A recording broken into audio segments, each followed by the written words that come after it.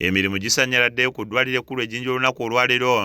Abasawo mu ddwaliro lino bwe batadde wansi ebikola nga beekalakaasa olw'okulaga obutali bumativu bwabwe olw'engeri ettaka erigambibwa okubeera eddwaliro lino gye litandise okutwalibwamu abagambibwa okubeera bannakigwanyizi. Abasoga ate ffe abakunoonyeza akalulu ejjinja eno twagala ttaka lyaffe, twagala ttaka bagenda tuzimbira kirimu omulembe.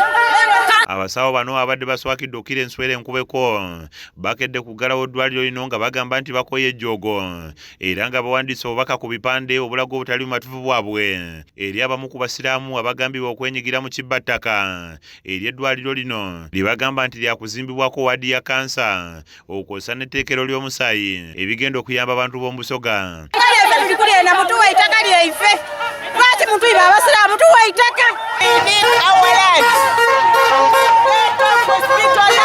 Poliisi ekkakkanya obujagaala etuuse ku ddwaliro lino era n'etandika okuba omukka ogubalagala mbeekalakaase okukkakkana ng'abasawo 5 bakwatiddwa mu kwekalakaasa kuno yadde ng'oluvannyuma bayimbuddwa. Poliisi egezezzaako okukkakkanya abasawo wano naye nga buteerere era ng'okusinziira kwakulembeddemu basawo banne Dr. Milton Mwisaka alambululidde ab'ebyokwerinda ensonga eviiriddeko abasawo okwekalakaasa. Hospital land and you go free. Yes. Justice gave us the land. Who are you to get up and grab it? We are against land grabbers. No land, no work. Akulira eddwaliro lino Dr. Alfred Yayi agamba nti abasawo okuva mu mbeera kiddiridde ebyokwerinda okwesuulirayo gwa Nagamba ku nsonga z'ettaka ly'eddwaliro erikaanirwa wakati wa Uganda Land Board ne Uganda Muslim Supreme Council. Wanted to have a peaceful demonstration over that land which is contested between Uganda Muslim Supreme Council and Uganda Land Commission. They are not satisfied with what is going on.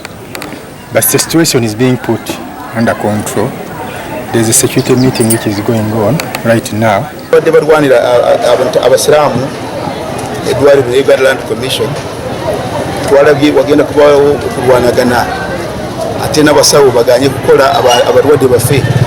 So security committee ya city nesalawo nti ettaka libere mu mikono lya city lya city security committee.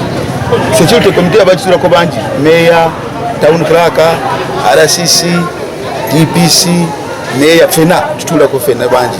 So tusaze ettaka libere mu mikono gyaffe, poliisi egenda kukuuma waawo n'amagye egenda kukuuma ettaka eryo tewali asaana kugendawo. Abamu ku balwadde abadde mu ddwaliro lino balabiddwako nga bafuluma okugenda okwefunira obujjanjabi okuva mu malwaliro amalala oluvannyuma abasawo bapondoose era ne baddayo ku mirimu gyabwe.